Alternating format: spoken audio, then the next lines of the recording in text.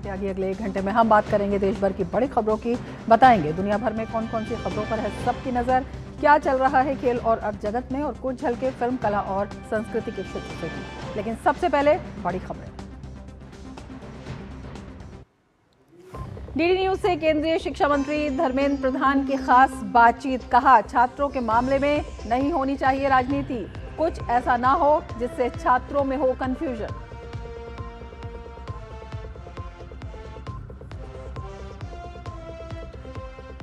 NEET UG paper leak से जुड़ी याचिकाओं पर आज सुप्रीम कोर्ट में अहम सुनवाई। कई याचिकाओं में एनटीए को खत्म करने या उसके पुनर्गठन की मांग।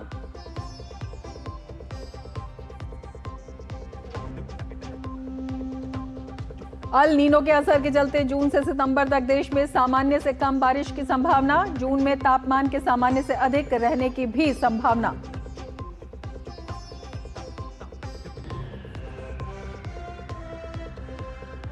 भारत सबसे तेज रफ्तार अर्थव्यवस्था। विश्व आर्थिक मंच की रिपोर्ट में दावा। वैश्विक मंदी के बीच भारत की विकास दर 6.5% बना निवेशकों की पसंद।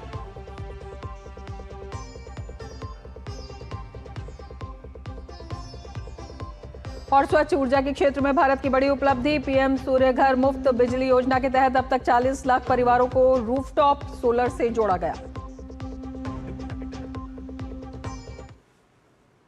और अब विस्तार से समाचार। केंद्रीय शिक्षा मंत्री धर्मेंद्र प्रधान ने डीडी न्यूज से खास बातचीत में छात्रों के हर सवाल का जवाब दिया। उन्होंने छात्रों से अफवाहों पर ध्यान न देने को कहा। आश्वस्त करना चाहते हैं कि जो गलती हुई है, हमारी ट्रस्ट को ब्रीच किया गया है। जो रक्षक था वही भक्षक हुआ। जो शिक्षक को हमने जिम्मेवारी दिया था क्वेश्चन बनाने के लिए, उन्होंने ही कॉम्प्रोमाइज़ हुआ है। उन्हीं के कारण ये अव्यवस्था शुरू हुई है। हमने एक कठोर निर्णय किया कि हमने एक भी सही विद्यार्थी के हक को परीक्षा माफियाओं की हाथ में सौंपना नहीं चाहते थे, उनके षड्यंत्र की शिकार नहीं होना चाहते थे। हमने इसीलिए गुणवत्ता और पारदर्शिता के लिए, क्वालिटी और ट्रांसपेरेंसी के लिए हमने कठोर निर्णय लिया है। हम बच्चों की मानसिक स्थिति को सम्मान करते हैं, उनको संभालना चाहते हैं, और हमको एक एरर फ्री एग्जामिनेशन देने का पूरा हमारी प्रयास है। केंद्रीय शिक्षा मंत्री ने कहा कि नीट यूजी की पुनर्परीक्षा को लेकर पुख्ता तैयारी की जा रही है। माननीय प्रधानमंत्री जी से लेके नीचे इकाई तक हम सब लोग एकजुट होकर, हमारी एक डेमोक्रेसी में accountability is Paramount, accountability is उत्तरदायित्व तो सर्वोपरि है। लेकिन परीक्षा प्रोसेस को फिर एक बार रीट्रैक में लाने के लिए प्रश्न पत्र की तैयारी, छपाई, उसको सुचारू रूप पे परीक्षा केंद्र तक पहुंचाना, परीक्षा सुचारू रूप पे हो जाना, फिर उसको प्रश्न पत्र को लौटा के दिल्ली तक ले आना, ये जो पूरा चेन ऑफ कमांड है, ये एक रोबस्ट स्ट्रक्चर कमांड है। इसमें कोई भी ब्रिज हो, ये कंप्रोमाइज ना हो, इसके हमारी दायित्व बनती है। केंद्रीय शिक्षा मंत्री ने कहा कि नीट यूजी के पेपर को सुरक्षित तरीके से परीक्षा केंद्रों तक पहुंचाने के लिए वायुसेना का सहयोग भी लिया जाएगा। हमने कल रक्षा मंत्री जी को मिलके, हम और हमारे सहयोगी जो इस काम को, पोस्टल डिपार्टमेंट इस कोरियर के काम को करता है, रक्षा मंत्री जी के साथ हम दोनों गए थे, ज्योतिरादित्य जी और हम, कि इस बार की जो ट्रांसपोर्टेशन की दायित्व एयरफोर्स करना चाहिए। ये होता था नॉर्मल रूट में, कहीं जगह पे नॉर्मल एविएशन पे होता था, एविएशन रूट पे होता था, कई जगह पे बाय ऑन रोड होता था। हमें संभावनाओं को, चैलेंज की संभावनाओं को, कॉम्प्रोमाइज़ की संभावनाओं को मिनिमाइज करने के लिए, जीरो करने के लिए हमने एयरफोर्स की मदद ली। एयरफोर्स की एक हमारा देश में एक बड़ा ताकत रखता है। नीट यूजी 2026 की परीक्षा लीक से जुड़ी कई याचिकाओं पर सुप्रीम कोर्ट सुनवाई करेगा। याचिकाओं में नए सिरे से परीक्षा के लिए हाई पावर कमेटी के गठन की मांग की गई है। याचिकाओं में कहा गया है कि नीट यूजी की परीक्षा सुप्रीम कोर्ट के रिटायर्ड जज की अध्यक्षता वाली हाई पावर कमेटी की निगरानी में कराई जाए। इस कमेटी में साइबर सिक्योरिटी एक्सपर्ट और फॉरेंसिक साइंटिस्ट शामिल हों। ये कमेटी दोबारा होने वाली परीक्षा की सुरक्षा भी जांच करे ताकि फिर से कोई धांधली न हो। याचिका में इस परीक्षा को आयोजित करने वाली नेशनल टेस्टिंग एजेंसी यानी एनटीए पर सवाल खड़ा किया गया है। याचिकाकर्ता का कहना है कि कोर्ट भारत सरकार को निर्देश दे कि एनटीए को बदला जाए या पूरी तरह नया और ज्यादा सुरक्षित सिस्टम बनाया जाए। याचिकाकर्ताओं की मांग है कि कोर्ट सीबीआई को निर्देश दे कि वो पेपर लीक को लेकर अपनी जांच के बारे में 4 हफ्ते में रिपोर्ट दे। भारतीय मौसम विभाग यानी आईएमडी के अनुसार 2026 में मानसून के दौरान देश में सामान्य से कम बारिश होने की संभावना है। मानसून के अनुमान और इससे जुड़े असर को लेकर मौसम विभाग के महानिदेशक डॉक्टर मृत्युंजय महापात्रा से बातचीत की हमारे संवाददाता दिवांशु मल्होत्रा ने। मॉनसून को लेकर मौसम विभाग ने आज जून से सितंबर का पूर्वानुमान जारी किया है। हमारे साथ बातचीत करने के लिए DG IMD doctor Mrityunjay Mohapatra ji हैं। सर, सरल भाषा में समझें तो जून से लेकर सितंबर तक किस तरह से मानसून ये रहने वाला है? आज हमारा जो लॉन्ग रेंज फोरकास्ट जारी हुआ है 5 जून से 30 सितंबर के बीच देश की एवरेज रेनफॉल की बात करें वो सामान्य से नीचे रहने का संभावना है। और परिमाणात्मक ढंग से देखें तो जो लॉन्ग पीरियड एवरेज होता है वो लगभग 87 सेंटीमीटर रेनफॉल होता है और इसका 90% बारिश कंट्री में होने का संभावना है। ये जो मॉडल हम इस्तेमाल करते हैं इसका त्रुटि है ±4%। मगर हम डिफरेंट पार्ट्स ऑफ कंट्री देखें तो मैनी एरियाज़ में बिलो नॉर्मल रेनफॉल हो सकता है except eastern parts of south India के कुछ इलाका और some parts of north eastern states और some parts of extreme north west India जहां normal to above normal rainfall हो सकता है जून के सितंबर के दौरान। आज भी हम जून की रेनफॉल के बारे में जानकारी दिए हैं। जून के रेनफॉल के हिसाब से कंट्री एज ए होल के लिए रेनफॉल सामान्य से कम हो सकता है मगर eastern part of south India, north eastern states और some parts of north west India and west central India के कुछ हिस्सा जहां नॉर्मल या नॉर्मल से वो नॉर्मल रेनफॉल हो सकता है। सर, इस बार अगर हम टेम्परेचर की बात करें तो क्या अनुमान आप लोगों की तरफ से लगाया जा रहा है हीट वेव्स को लेकर, टेम्परेचर को लेकर? अभी जो हीट वेव कंडीशन चल रहा था इसमें तो थोड़ा राहत मिला है क्योंकि कल से रेनफॉल शुरू हुआ है। नॉर्थ वेस्ट इंडिया और सेंट्रल इंडिया में टेम्परेचर 5 से 7 डिग्री सेल्सियस कम हो गया है और 31 तक ऐसे रेनफॉल एक्टिविटी, थंडरस्टॉर्म एक्टिविटी जारी रहेगा different parts of north waste, central and east India. इसलिए वहाँ हीट वेव कंडीशंस डेवलप होने का संभावना नहीं है। सिर्फ 1-2 का कोई इस इलाके में हो सकता है। मगर जून महीने की बात करें, आज जो हम पूर्वानुमान जारी किए हैं, जून महीना में यूजुअली जितना हीट वेव डेज होता है इससे 2 से 3 दिन ज़्यादा हीट वेव डेज होगा। बहुत बहुत शुक्रिया सर हमसे बातचीत करने के लिए। तो कुल मिला के आईएमडी ने आज पूर्वानुमान जारी किया है 1 जून से लेकर 30 सितंबर तक और इस बार साफ तौर पर इनका कहना है कि बारिश पूरे देश में जो है सामान्य से कम होने की संभावना बनी हुई है। कैमरामैन मोंटी के साथ दिवांशु मल्होत्रा, दूरदर्शन समाचार, दिल्ली। तो इस बार सामान्य से कम बारिश रह सकती है, मौसम विभाग का कहना है और ये होता है अल नीनो की वजह से। इस बार अल नीनो की वजह से ये स्थिति बन रही है। काफ़ी लंबे समय के बाद ये स्थिति इस बार बनती हुई दिखाई दे रही है और मौसम विभाग का कहना है कि मानसून इस बार कमज़ोर रह सकता है और बारिश सामान्य से कम हो सकती है। आपको समझाते हैं कि अल नीनो आखिर है क्या। अल नीनो मौसम संबंधी घटना है और समुद्र के सतह का पानी जो है इसमें असामान्य रूप से गर्म हो जाता है। समुद्र की सतह का पानी असामान्य रूप से इसमें गर्म हो जाता है और विशेष तौर पर ये कौन सा एरिया होता है? ये होता है प्रशांत महासागर के भूमध्य रेखीय क्षेत्र की जो घटना है उसके आसपास का जो ये पूरा क्षेत्र है उसकी वजह से अल नीनो जो है अपना प्रभाव दिखाता है। ये घटना पूरी दुनिया के मौसम को प्रभावित करती है। तो केवल भारत में ही कमज़ोर मानसून नहीं रहेगा, पूरी दुनिया का मौसम जो है वो प्रभावित होगा। आमतौर पर हर 2 से 7 साल के अंतराल पर ये घटना होती है और इस बार ये कहा जा रहा है कि जो सुपर अल नीनो है ये लंबे समय के बाद हो रहा है। अब सुपर अल नीनो क्या होता है ये आपको बताने की कोशिश करते हैं। साल 2026 में प्रशांत महासागर में इसका खतरा है। जो सुपर अल नीनो है वो जो है सामान्य से जब ज़्यादा डिग्री तापमान हो जाता है पानी का तब ये आता है। सुपर अल नीनो से वैश्विक तापमान में रिकॉर्ड वृद्धि की बात कही जा रही है और भारत में भीषण हीट वेव और मानसून कमज़ोर होने की इससे आशंका है। और अल नीनो कैसे होता है ये भी आपको बताएंगे। सामान्यतः व्यापारिक हवाएं गर्म पानी को एशिया की ओर धकेलती हैं। अल नीनो के दौरान ये हवाएं कमज़ोर हो जाती हैं या दिशा जो है वो बदल लेती हैं और मध्य और पूर्वी प्रशांत महासागर में गर्म पानी जमा हो जाता है और इस वजह से जो अल नीनो है ये उत्पन्न होता है। दुनिया पर इसका जो प्रभाव है वो कैसे होगा ये समझना भी बहुत ज़रूरी है। मौसम का चक्र जो है वो इसकी वजह से पूरी तरह से असंतुलित हो जाता है, यानी कि बैलेंस में नहीं रहता है। अलग अलग हिस्सों में इसका जो विपरीत प्रभाव है वो दिखाई देना शुरू हो जाता है और विपरीत प्रभाव में क्या होता है, इसमें जो सूखा है वो इसका प्रमुख लक्षण होता है। दक्षिण एशियाई देशों में सूखे की स्थिति बन सकती है। ऑस्ट्रेलिया, इंडोनेशिया और भारत जैसे देशों पर सूखे का खतरा जो है वो मंडरा सकता है, वो इसका असर होता है। दुनिया के तापमान में वृद्धि जो है इससे बताई जा रही है क्योंकि मौसम चक्र इससे डिसबैलेंस हो जाता है। इसके कारण वैश्विक तापमान में उछाल आता है और उसी वजह से जो भीषण गर्मी या हीट वेव की बात कही जा रही है उस जैसी समस्याएं जो हैं उत्पन्न होती हैं। और अब आपको बताते हैं कि भारत पर इसका क्या कुछ असर हो सकता है। अल नीनो की घटना को बेहद चिंताजनक माना जा रहा है।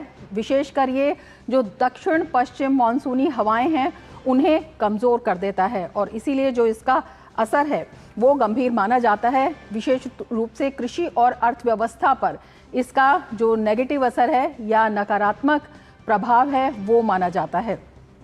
तो अल नीनो की घटना को चिंताजनक बताया जा रहा है। अक्सर ये होता है 2 से 7 साल के भीतर ये जो है प्रभाव दिखाई देता है और इस बार लंबे समय के बाद जो सुपर अल नीनो है उसका असर दिखाई दे सकता है। मौसम विभाग का क्या कहना है, हमारे संवाददाता दिवांशु हमारे साथ जुड़े हुए हैं और ज़्यादा जानकारी के साथ। दिवांशु, क्या कुछ संभावना मौसम विभाग ने जताई है? देखिए, बिल्कुल रमा जी, आपको बताना चाहूँगा कि मौसम विभाग समय समय पर मानसून को लेकर अपना जो पूर्वानुमान है उसको जारी करता है। पहले 13 अप्रैल को मानसून को लेकर मौसम विभाग ने अपना पूर्वानुमान जारी किया था और आज एक बार फिर से मौसम विभाग की तरफ से एक प्रेस वार्ता हुई जिसमें मिनिस्ट्री ऑफ अर्थ साइंसेज के जो सेक्रेटरी हैं वो शामिल हुए। इसके अलावा जो मौसम विभाग के डीजी हैं डॉक्टर मृत्युंजय महापात्रा वो शामिल हुए। उनका साफ तौर पर कहना है कि इस बार जो देश भर में मानसून है वो जो है उसमें जो बारिश होगी वो नॉर्मल से कम रह सकती है।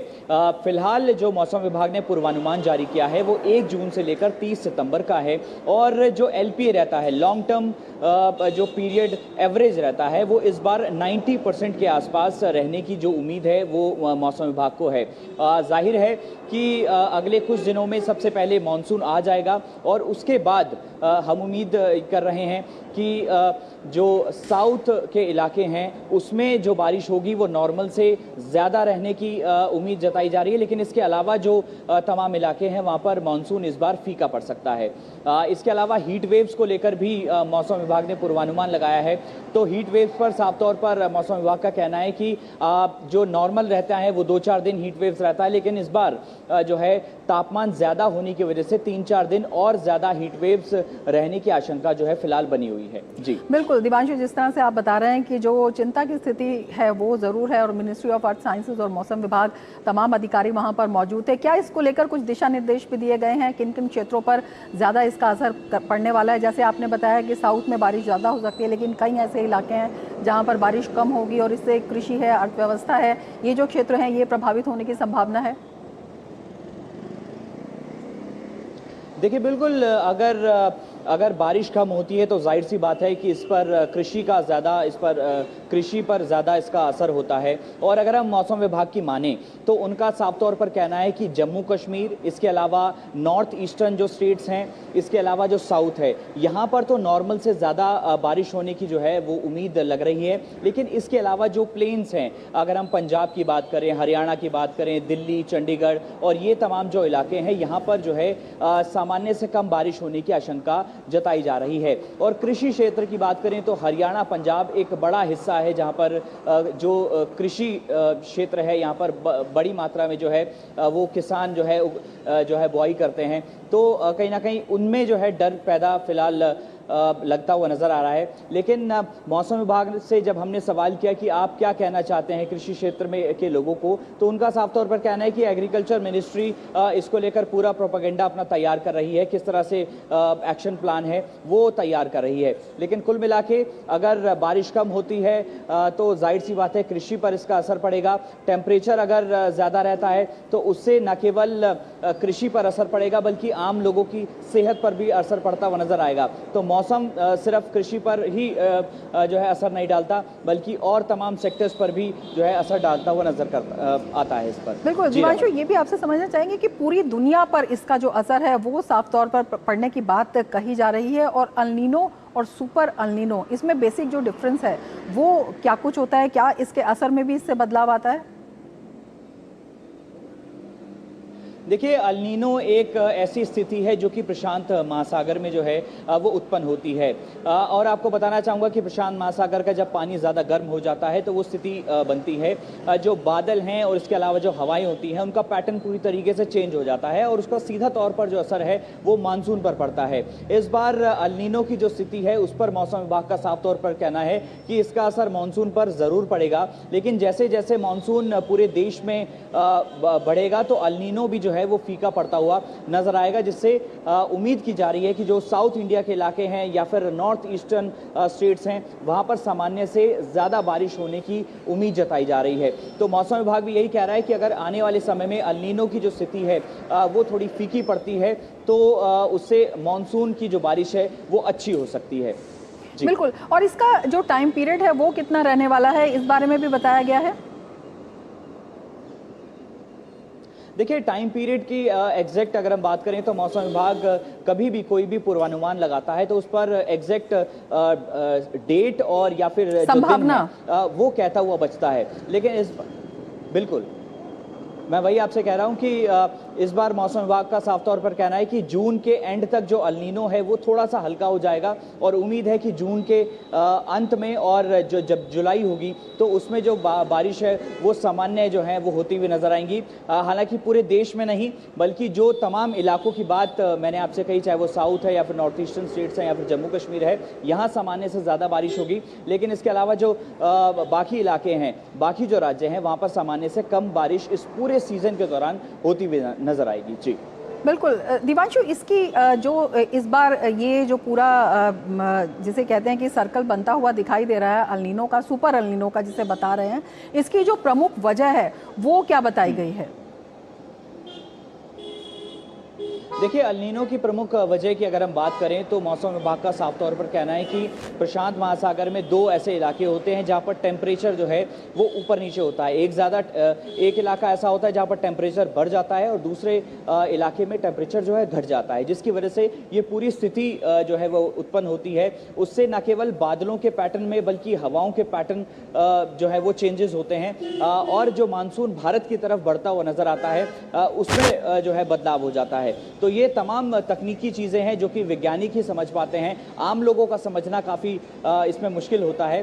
सरल भाषा में समझें तो अल नीनो का असर जो है वो जून में पड़ता हुआ नजर आएगा, लेकिन जैसे जैसे जून ख़त्म होगा तो अल नीनो भी फीका पड़ेगा और उससे मानसून की जो बारिश है वो जो है नॉर्मल होती हुई नजर आएगी। लेकिन फिलहाल मौसम विभाग ने ये तमाम जितनी बातें कही हैं ये पूर्वानुमान है, देखना यही होगा कि इस बार देश में मानसून कितनी बरसात लाता है। जी बिल्कुल, यही जो संभावनाएं हैं, यही जो आम लोग हैं उन्हें एक विजन भी देती हैं, दिशा निर्देश भी देती हैं कि किस तरह से सावधानी बरतनी चाहिए, कब तक जो है इस का प्रकोप जो बना रहेगा और उससे हम क्या क्या जो है डायरेक्शंस है उनको फॉलो करें। बहुत शुक्रिया दिवांशु तमाम जानकारी के लिए। आगे बढ़ेंगे। गुरुवार को मुख्यमंत्री पद से इस्तीफा देने के बाद कर्नाटक के पूर्व सीएम सिद्धारमैया दिल्ली पहुंचे। दिल्ली में उन्होंने कांग्रेस अध्यक्ष मल्लिकार्जुन खड़गे और राहुल गांधी से मुलाकात की। बताया जा रहा है कि इस बातचीत में उन्होंने पार्टी में अपनी अगली भूमिका को लेकर चर्चा की। सिद्धारमैया से मुलाकात के बाद कांग्रेस अध्यक्ष ने सोशल मीडिया पर लिखा कि कर्नाटक के पूर्व सीएम का जीवन गरिमा, संवेदनशीलता और सामाजिक न्याय के प्रति प्रतिबद्धता का प्रतीक रहा है। उन्होंने लिखा कि कर्नाटक और कांग्रेस सार्वजनिक जीवन में उनके योगदान के लिए कृतज्ञ हैं। वहीं कर्नाटक के deputy CM DK Shiv Kumar भी दिल्ली पहुंच चुके हैं। उनकी भी राहुल गांधी और पार्टी के वरिष्ठ नेताओं से मीटिंग होनी है। गुरुवार को कर्नाटक के मंत्री एचके पाटिल ने डीके शिव कुमार के को कर्नाटक का मुख्यमंत्री बनने की बात कही थी। हालांकि आला कमान से अब तक इसकी कोई पुष्टि नहीं हुई है।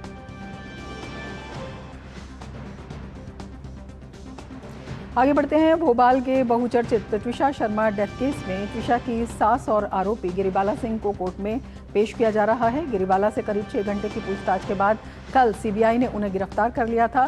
कल सीबीआई की टीम ने गिरिबाला सिंह के निवास पर पहुंचकर उनसे 6 घंटे तक पूछताछ की। पूछताछ के बाद उन्हें गिरफ्तार कर लिया गया और फिर उनका मेडिकल कराया गया। वहीं सीबीआई की गिरिबाला सिंह को पूछताछ के लिए रिमांड पर लेने की कोशिश होगी। आपको बता दें कि मायके पक्ष ने पति और ससुराल पक्ष पर हत्या का आरोप लगाया है, जबकि ससुराल पक्ष इसे आत्महत्या बता रहा है। मामले में ट्विशा के पति समर्थ सिंह पहले से ही सीबीआई के रिमांड पर हैं।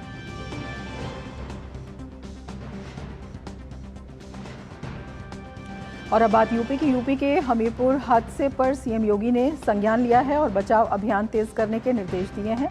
मृतकों के परिवारों को 5-5 लाख रुपए और घायलों को 50,000 रुपए की आर्थिक सहायता देने की घोषणा की है। बीती रात भीषण तूफान के कारण लालपुर क्षेत्र की मोराकंदर और कुरारा की मवाईजार को जोड़ने के लिए बन रहे पुल का स्लैब गिर गया, जिससे मलबे के नीचे दबकर 6 श्रमिकों की जान चली गई। मुख्यमंत्री ने हादसे में हुई मौतों पर गहरा दुख व्यक्त किया और शोक संतप्त परिजनों के प्रति संवेदना जताई।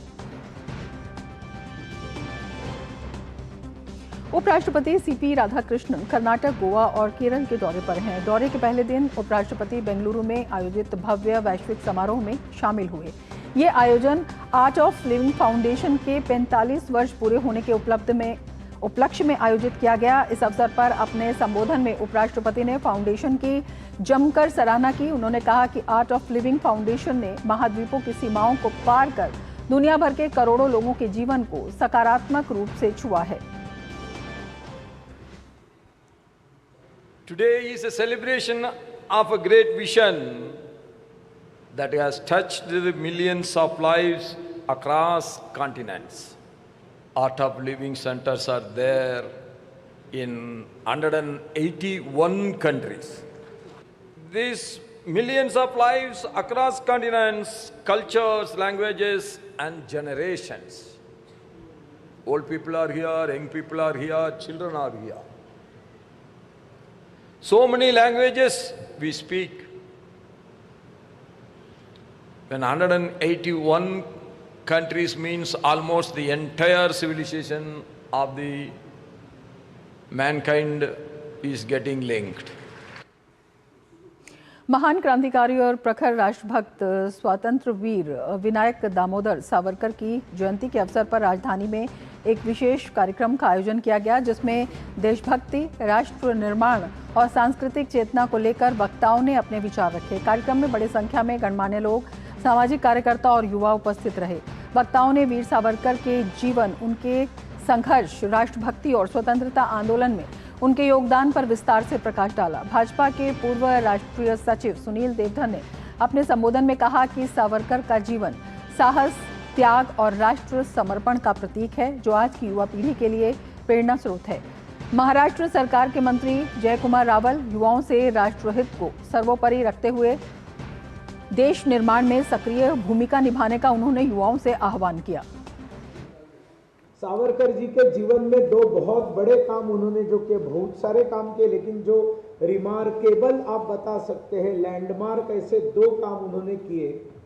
1857 में जो देश भर में अंग्रेजों के खिलाफ जो विद्रोह हुआ और उनको अंग्रेजों ने जानबूझकर पूरी दुनिया को बताया कि ये सिपाहियों का विद्रोह था।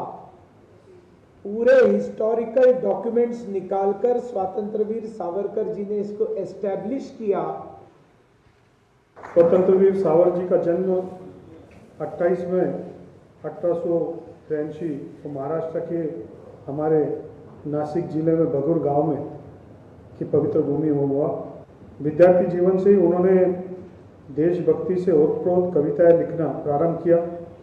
छत्रपति शिवाजी महाराज से प्रेरित उनके पराक्रम की कथाएं सुनाकर राष्ट्रभक्ति और स्वतंत्रता की प्रेरणा को युवाओं में जागरूक करते थे।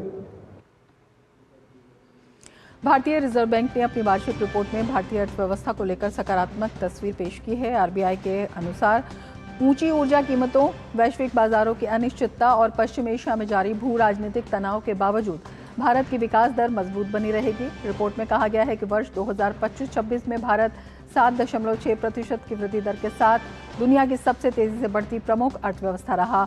मजबूत घरेलू मांग, लगातार निवेश, सरकार के पूंजीगत व्यय पर जोर और बैंकिंग और कॉरपोरेट क्षेत्र की स्वस्थ वित्तीय स्थिति ने इस प्रदर्शन को समर्थन दिया है। आरबीआई ने वर्ष 2026-27 के लिए भी भारतीय अर्थव्यवस्था का दृष्टिकोण सकारात्मक बताया है। हालांकि पश्चिम एशिया में लंबे समय तक चलने वाला संघर्ष और संभावित अल नीनो जैसी परिस्थितियां जोखिम पैदा कर सकती हैं।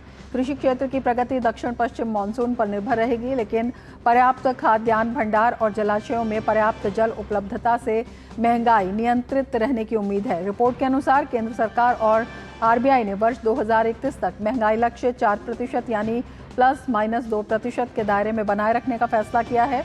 इसके साथ ही आरबीआई डिजिटल रुपया यानी सीबीडीसी के दायरे को भी बढ़ाने की तैयारी कर रही है। और अब बात भारत की आर्थिक सेहत की, जो दुनिया भर के मुकाबले काफ़ी बेहतर है और इसकी पुष्टि ग्लोबल मंच और वैश्विक संस्थाओं की ओर से भी होती रहती है। ताज़ा खबर यह है कि वर्ल्ड इकोनॉमिक फोरम यानी विश्व आर्थिक मंच की ओर से जारी एक नई रिपोर्ट आई है, जिसमें दुनिया भर के प्रमुख अर्थशास्त्री अगले एक साल में वैश्विक आर्थिक विकास में मंदी की उम्मीद कर रहे हैं। लेकिन भारत एक ऐसे क्षेत्र के रूप में उभर रहा है जहां विकास की सबसे मजबूत संभावनाएं देखी जा रही हैं। विश्व आर्थिक मंच की रिपोर्ट के अनुसार सर्वेक्षण में शामिल लगभग 10 में से 9 प्रमुख अर्थशास्त्रियों का मानना है कि आने वाले वर्ष में वैश्विक आर्थिक वृद्धि धीमी होगी। WEF ने कहा कि 2026 में भारत ने व्यापार नीतियों को अधिक खुला बनाने, बुनियादी ढांचे, प्रौद्योगिकी और घरेलू उत्पादन क्षमता को बढ़ावा देने के लिए कई कदम उठाए हैं। रिपोर्ट में अनुमान लगाया गया है कि 2026-27 में भारतीय अर्थव्यवस्था की वृद्धि दर 6.5% रह सकती है। हालांकि पश्चिम एशिया संकट के कारण जोखिम लगातार बढ़ रहे हैं। उभरते हुए बड़े बाजारों में भारत आकार, वृद्धि और संभावनाओं का सबसे संतुलित मिश्रण पेश करता है।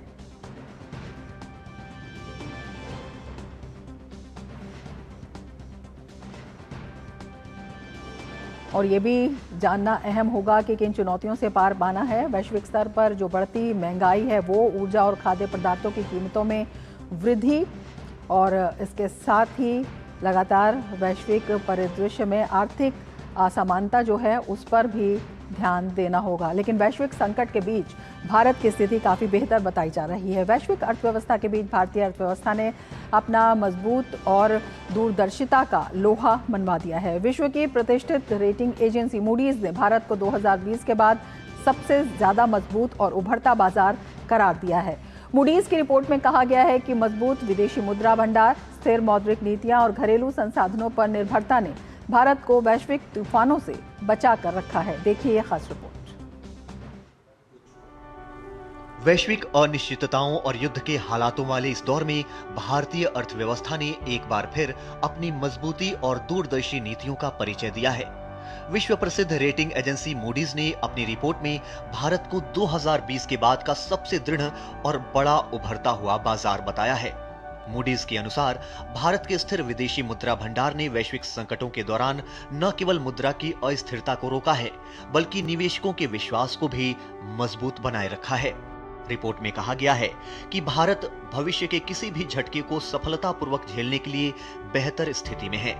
रिपोर्ट के मुताबिक भारत की मौद्रिक नीति की स्पष्ट और अनुमानित फ्रेमवर्क, स्थिर मुद्रास्फीति अपेक्षाएं और जरूरत पड़ने पर विनिमय दरों का स्वाभाविक समायोजन, ये सभी भारत को उभरते बाजारों के समूह में सबसे मजबूत स्थिति प्रदान करते हैं। मूडीज ने भरोसा जताया है कि भारत मजबूत और सुलभ बफर्स के साथ भविष्य की चुनौतियों का सामना करने के लिए तैयार है।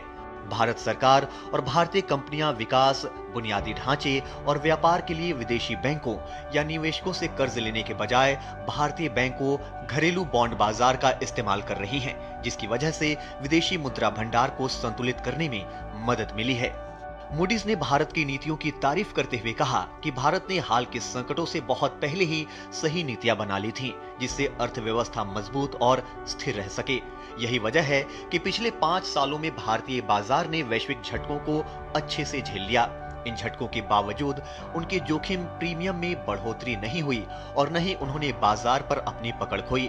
मूडीज ने अपनी रिपोर्ट में 4 बड़े वैश्विक संकटों का जिक्र किया है, जिनमें 2020 में कोविड-19 महामारी की शुरुआत, 2022 में वैश्विक मुद्रास्फीति की तेज बढ़ोतरी और अमेरिकी फेडरल रिजर्व की सख्त नीतियां, 2023 में अमेरिका में क्षेत्रीय बैंकों का संकट, 2025 में नए टैरिफ संबंधी तनाव शामिल है, जिसका सामना भारतीय बाजारों ने अपनी मजबूत नीतियों के दम पर किया। इन वैश्विक चुनौतियों के बावजूद भारत की स्थिरता, नीतिगत परिपक्वता और आर्थिक मजबूती दुनिया के लिए एक उदाहरण बनकर उभरी है। ये न केवल भारतीय अर्थव्यवस्था की ताकत को दर्शाता है, बल्कि वैश्विक निवेशकों के लिए भारत को आकर्षक और विश्वसनीय बाजार भी बनाता है। मूडीज की ये रिपोर्ट भारत के आर्थिक प्रबंधन की सराहना का दस्तावेज होने के साथ साथ भविष्य में भी मजबूत नीतियों के साथ आगे बढ़ने की प्रेरणा देती है। Bureau report, DD news. Bharat ने स्वच्छ ऊर्जा के क्षेत्र में एक महत्वपूर्ण उपलब्धि हासिल की है। प्रधानमंत्री नरेंद्र मोदी के नेतृत्व में पीएम सूर्य घर मुफ्त बिजली योजना के तहत अब तक 40 लाख परिवारों को रूफटॉप सोलर से जोड़ा जा चुका है। सतत विकास और जन कल्याण को बढ़ावा देने के उद्देश्य से शुरू की गई इस योजना का लक्ष्य 1 करोड़ घरों को रोशन करना है, जिसके लिए 75,000 करोड़ रुपए से अधिक का निवेश किया जा रहा है। योजना के तहत प्रति माह 300 यूनिट तक मुफ्त बिजली उपलब्ध कराने का प्रावधान है। इस योजना से घर अब केवल बिजली उपभोक्ता नहीं, बल्कि बिजली उत्पादक भी बन रहे हैं, जिससे लोगों को बिजली खर्च में राहत मिल रही है और सरकारी सब्सिडी का फायदा भी मिल रहा है। केंद्रीय नवीन एवं नवीकरणीय ऊर्जा मंत्री प्रहलाद जोशी ने एक्स पर पोस्ट करते हुए कहा कि हर सोलर पावर्ड घर के साथ भारत ऊर्जा सुरक्षा, पर्यावरणीय स्थिरता और आत्मनिर्भर विकसित भारत के लक्ष्य के और करीब पहुंच रहा है।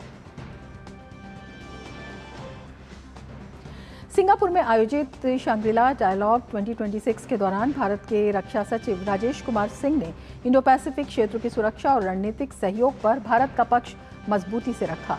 उन्होंने प्रमुख थिंक टैंकों और शिक्षाविदों के साथ रक्षा औद्योगिक सहयोग, उभरती प्रौद्योगिकी और क्षेत्रीय सुरक्षा ढांचे को मजबूत बनाने पर चर्चा की।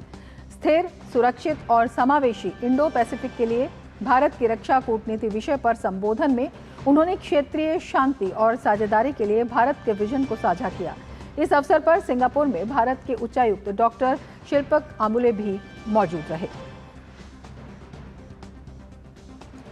संयुक्त राष्ट्र शांति रक्षकों का अंतर्राष्ट्रीय दिवस आज दुनिया भर में मनाया जा रहा है। वैश्विक शांति और सुरक्षा बनाए रखने में यूएन पीस कीपर्स की भूमिका बेहद अहम बनी हुई है। भारत भी संयुक्त राष्ट्र शांति मिशनों में प्रमुख योगदान करता रहा है और अब तक लाखों भारतीय सैनिक विभिन्न मिशनों में अपनी सेवाएं दे चुके हैं। देखिए हमारी यह खास रिपोर्ट।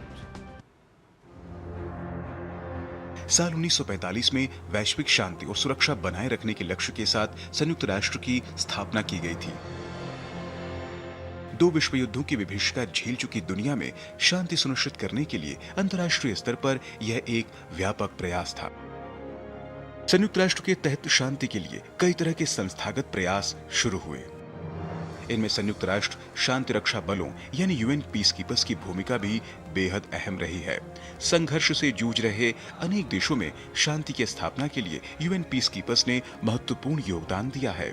संयुक्त राष्ट्र शांति सैनिकों को ब्लू हेलमेट के नाम से भी जाना जाता है। इनका यह नाम संयुक्त राष्ट्र के झंडे के हल्के नीले रंग से लिया गया है। संयुक्त राष्ट्र शांति रक्षा की शुरुआत 1948 में हुई, जब यूएन सुरक्षा परिषद ने पश्चिम एशिया में संयुक्त राष्ट्र के सैन्य पर्यवेक्षकों की तैनाती को मंजूरी दी। 29 मई को शुरू हुए इस पहले पीस कीपिंग मिशन की वजह से ही हर साल इस दिन संयुक्त राष्ट्र शांति रक्षकों का अंतर्राष्ट्रीय दिवस मनाया जाता है। हालांकि समय के साथ यूएन पीस कीपिंग की भूमिका में बड़ा बदलाव आता गया। शांति रक्षा मिशनों में नागरिक, सैन्य कर्मी और पुलिस कर्मी सभी मिलकर काम करते हैं। इन मिशनों के उद्देश्य में संघर्ष वाले स्थानों पर नागरिकों और मानवाधिकारों की रक्षा करने से लेकर पूर्व लड़ाकों को हथियार मुक्त करने, कानून के शासन को बढ़ावा देने और स्वतंत्र व निष्पक्ष चुनाव कराने जैसे अनेक अहम काम शामिल हैं। संयुक्त राष्ट्र शांति स्थापना मिशनों में भारत प्रमुख योगदान करता रहा है। वसुधैव कुटुंबकम और अहिंसा के प्रति भारत की प्रतिबद्धता इन यूएन पीस कीपिंग में साफ नजर आती है। 1953 में कोरिया में यूएन के अभियान से लेकर भारत 50 से अधिक मिशनों में शांति सैनिक भेज चुका है। भारत की तरफ से 2,90,000 से अधिक सैनिक इस उद्देश्य के लिए भेजे जा चुके हैं। इन मिशनों में करीब 180 भारतीय शांति सैनिकों ने अपना सर्वोच्च बलिदान दिया है। करीब 5,000 भारतीय पीसकीपर्स अभी भी सक्रिय मिशनों में अपना योगदान दे रहे हैं। भारतीय शांति सैनिकों के सर्वोच्च बलिदान का सम्मान करते हुए 2023 में 3 और 2025 में 2 भारतीय पीसकीपर्स को मरणोपरांत संयुक्त राष्ट्र के सर्वोच्च शांति सम्मान डाग हैमरशोल्ड पदक दिया गया। डाग हैमरशोल्ड संयुक्त राष्ट्र के महासचिव थे, जिनकी एक शांति मिशन के दौरान कांगो में विमान दुर्घटना में मृत्यु हो गई थी। पीसकीपर्स की तैनाती के अलावा भारत प्रशिक्षण, क्षमता निर्माण और तकनीकी सहायता के जरिए संयुक्त राष्ट्र के मिशनों को सक्रिय रूप से मजबूत करता है।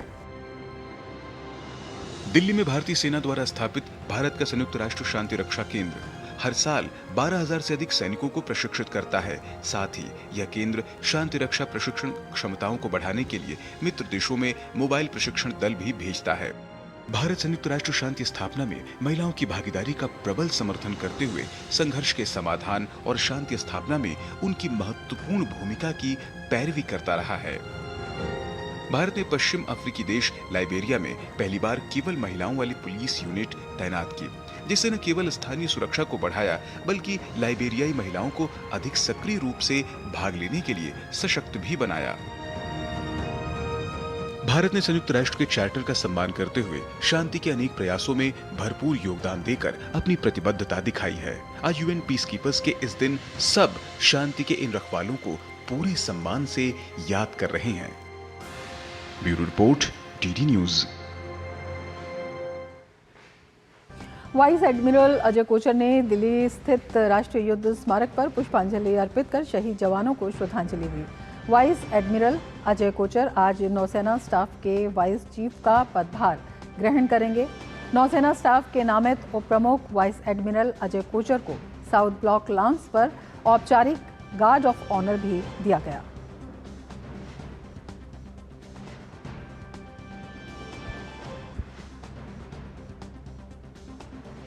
पेट्रोलियम लेकर भारत आ रहा तेल टैंकर निसोज कैरो सुरक्षित रूप से हॉर्मुज जलडमरू मध्य पार कर चुका है। ये जहाज 21 मई को शारजा से रवाना हुआ था और इसके 3 जून तक विशाखापत्तनम पहुंचने की उम्मीद है। शुक्रवार सुबह इसे उत्तरी अरब सागर में भारत के पश्चिमी तट के पास देखा गया। ईरान की सरकारी एजेंसी IRNA के अनुसार IRGC ने पिछले 24 घंटों में 23 वाणिज्यिक जहाज़ों को जलडमरू मध्य से गुजरने की अनुमति दी। हालांकि ये स्पष्ट नहीं है कि जहाज़ों से कोई शुल्क लिया गया या नहीं। ईरान पहले संकेत दे चुका है कि वो इस मार्ग से गुजरने वाले जहाज़ों पर शुल्क लगा सकता है।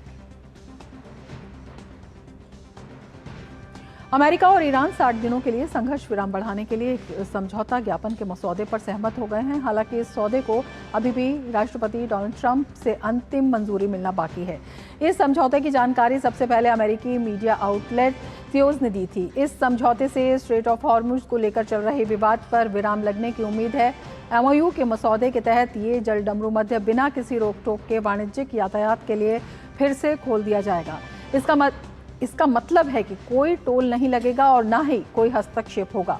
समझौते के तहत ईरान को 30 दिनों के भीतर उस जलमार्ग में बिछाई गई सभी बारूदी सुरंगों को हटाना होगा। इसके बदले में अमेरिका ईरानी बंदरगाहों पर अपनी नौसैनिक नाकेबंदी को आनुपातिक रूप से हटा लेगा और प्रतिबंधों में छूट देगा, जिससे तेहरान को बिना किसी रोक टोक के तेल बेचने की अनुमति मिल जाएगी। इस MOU में ईरान की ओर से ये औपचारिक प्रतिबद्धता भी शामिल है कि वो परमाणु हथियार बनाने की दिशा में कोई कदम नहीं उठाएगा। उम्मीद की जा रही है कि 60 दिनों की इस वार्ता अवधि के दौरान ईरान के पास मौजूद अत्यधिक संवर्धित यूरेनियम के भंडार से जुड़े मुद्दे पर सबसे पहले चर्चा की जाएगी। इजराइल और हमास के संघर्ष के बीच इजरायली प्रधानमंत्री बेंजामिन नेतन्याहू ने गाजा पट्टी में सैन्य नियंत्रण और बढ़ाने का निर्देश दिया है।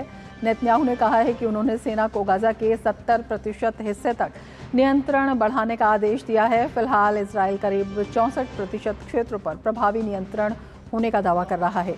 वेस्ट बैंक में एक सम्मेलन को संबोधित करते हुए नेतन्याहू ने कहा कि इजरायली सेना हमास पर हर तरफ से दबाव बना रही है और चरणबद्ध तरीके से आगे बढ़ेगी। आपको बता दें, अक्टूबर में अमेरिका की मध्यस्थता में हुए युद्ध विराम समझौते के तहत इजरायली सेना को सीमित क्षेत्र तक लौटना था, लेकिन संघर्ष लगातार जारी है। 7 अक्टूबर 2023 के हमलों के बाद शुरू हुए इजरायली सैन्य अभियान में गाजा में भारी तबाही हुई है और बड़ी संख्या में लोग प्रभावित हुए हैं। और पश्चिम एशिया में जारी भू राजनीतिक अनिश्चितताओं के बीच एयर इंडिया ने जुलाई के अंत तक इजराइल के लिए अपनी उड़ानों को इनकी निलंबन सीमा को बढ़ा दिया है। इससे पहले एयरलाइंस ने जून के अंत तक तेल अवीव दिल्ली हवाई मार्ग पर उड़ान परिचालनों को रद्द कर दिया था। पश्चिम एशिया संघर्ष के कारण एयरलाइंस को महंगे ईंधन और हवाई क्षेत्र प्रतिबंधों जैसी चुनौतियों का सामना करना पड़ रहा है, जिससे परिचालन लागत बढ़ गई है। उधर उड़ानें बंद होने से इजराइल में रह रहे 40,000 से अधिक भारतीयों की चिंता बढ़ गई है। सीमित उड़ान विकल्पों के कारण यात्रा खर्च भी काफी बढ़ गया है। इबोला संक्रमण के बढ़ते खतरे के बीच कई देशों ने यात्रा नियमों को और सख्त कर दिया है। इस बीच विश्व स्वास्थ्य संगठन यानी WHO के महानिदेशक टेड्रोस अधानोम घेब्रेयेसस इबोला प्रकोप की स्थिति का जायजा लेने कांगो लोकतांत्रिक गणराज्य पहुंचे। किशानसा पहुंचने पर WHO प्रमुख ने कहा कि संघर्ष, विस्थापन और लोगों में अविश्वास की वजह से महामारी से निपटने के प्रयास प्रभावित हो रहे हैं। उन्होंने अंतर्राष्ट्रीय समुदाय से अधिक आर्थिक सहायता की अपील करते हुए कहा कि अब तक आवश्यक फंड का केवल 1/3 हिस्सा ही उपलब्ध हो पाया है। WHO प्रमुख ने यह भी कहा कि WHO संभावित टीकों और उपचारों के परीक्षण को तेज करने के लिए साझेदार देशों के साथ काम कर रहा है। हालांकि उन्होंने स्पष्ट किया कि WHO फिलहाल यात्रा प्रतिबंध लगाने की सिफारिश नहीं करता, क्योंकि इससे संक्रमण रोकने में सीमित मदद मिलती है।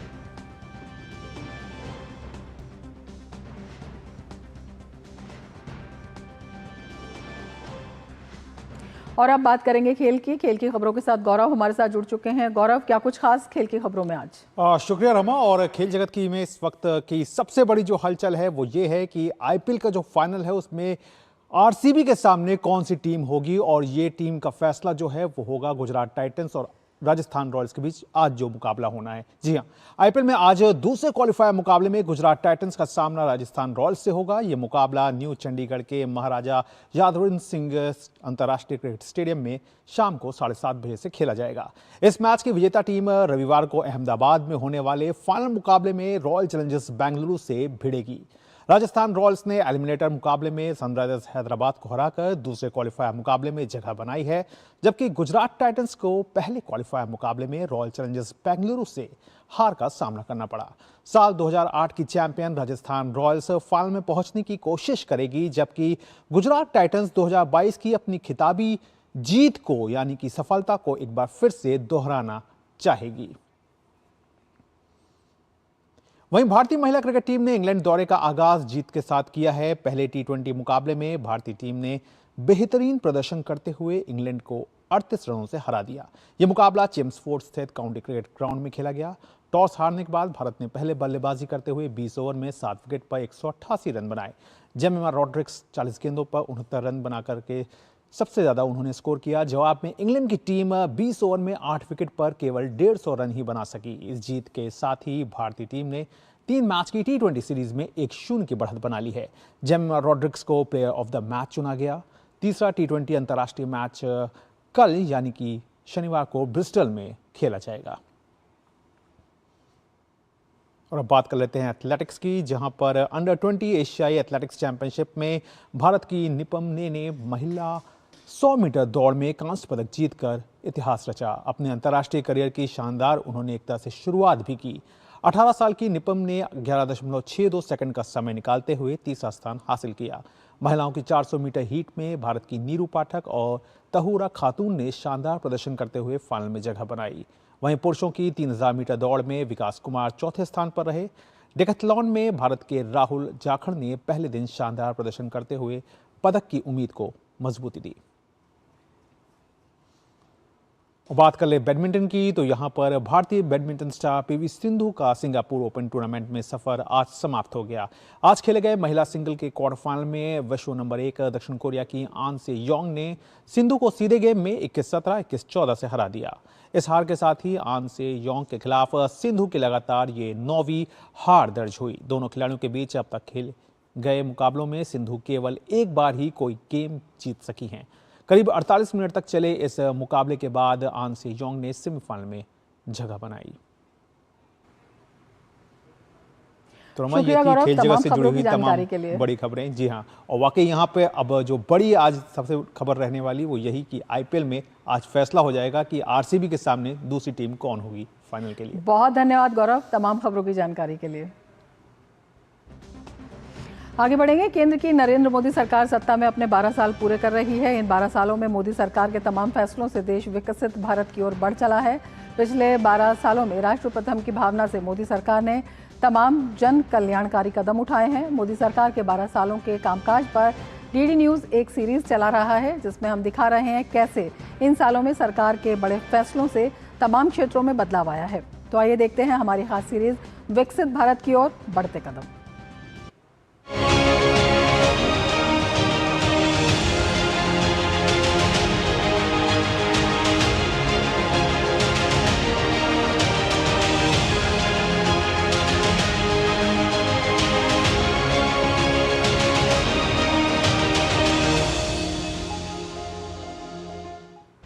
भारत का उत्तर पूर्वी क्षेत्र जिसे अष्टलक्ष्मी कहा जाता है आज देश के नए ग्रोथ इंजन के रूप में उभर रहा है। कभी भौगोलिक विषमताओं और कनेक्टिविटी की कमी से जूझने वाला ये क्षेत्र अब एक्ट ईस्ट पॉलिसी के तहत दक्षिण पूर्व एशिया का मुख्य प्रवेश द्वार बन चुका है। इंफ्रास्ट्रक्चर का बूस्ट, उड़ान योजना की ऊंची छलांग और प्राकृतिक खेती की महक कैसे बदल रही है पूर्वोत्तर की तस्वीर, आइए देखते हैं हमारी इस विशेष रिपोर्ट में।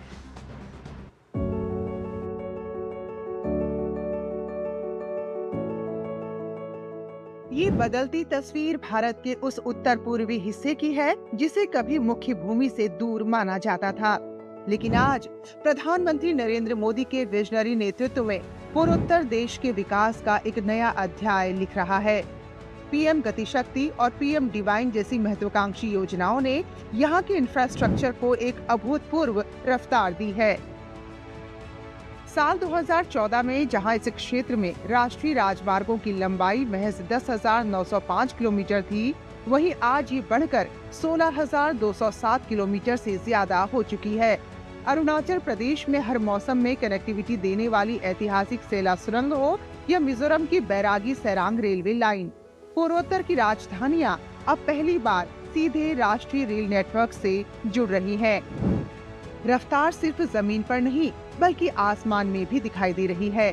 क्षेत्रीय हवाई कनेक्टिविटी योजना यानी उड़ान ने पूर्वोत्तर में पर्यटन और व्यापार का चेहरा पूरी तरह से बदल दिया है।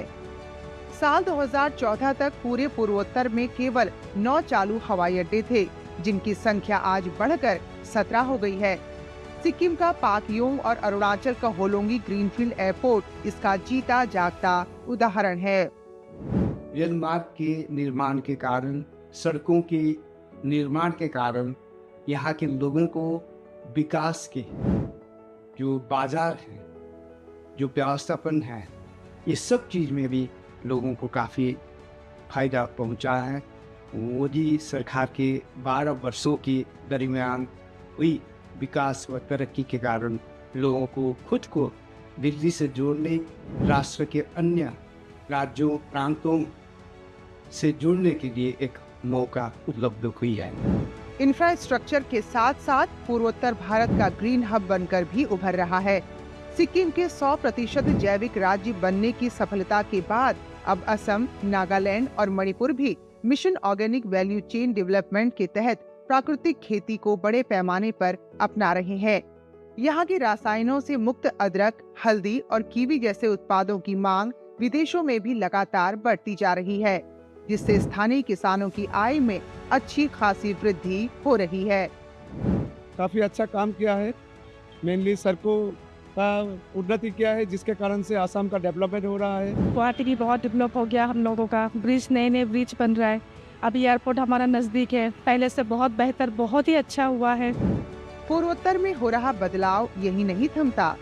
डिजिटल कनेक्टिविटी के जरिए हजारों ग्राम पंचायतें हाई स्पीड इंटरनेट से जुड़ चुकी है और वही असम की जागीरोड में टाटा इलेक्ट्रॉनिक्स का 27,000 करोड़ रुपए की लागत से सेमीकंडक्टर प्लांट इस बात का सबूत है कि पूर्वोत्तर अब आधुनिक मैन्युफैक्चरिंग का भी बड़ा केंद्र बन रहा है। पिछले 12 वर्षों में पूर्वोत्तर में हिंसा में भारी कमी आई है, जिसमें 2014 से 2024 के बीच ये संख्या घटकर 3,428 रह गई है, यानी 70% की कमी आई है।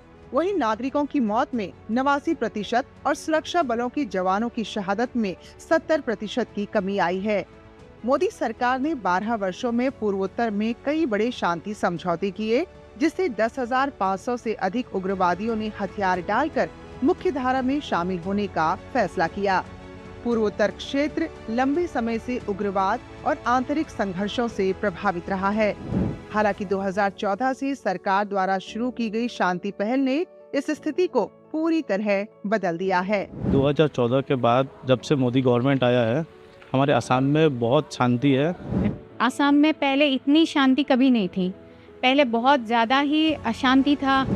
निश्चित रूप से पूर्वोत्तर की ये बदलती तस्वीर इस बात का प्रमाण है कि सही नीति और दृढ़ इच्छा शक्ति से भौगोलिक दूरियों को भी विकास के अवसरों में बदला जा सकता है।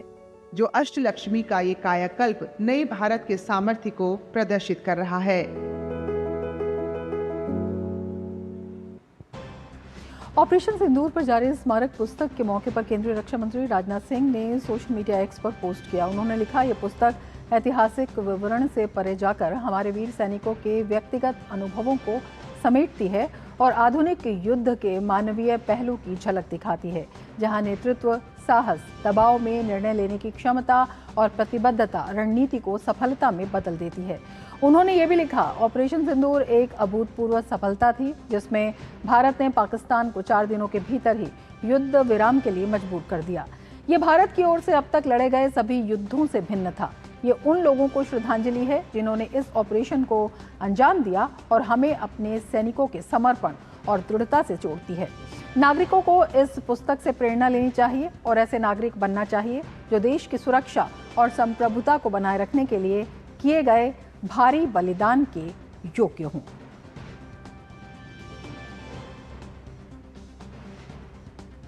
इसके साथ ही मिड डे प्राइम में फिलहाल इतना ही। दीजिए इजाजत, नमस्कार।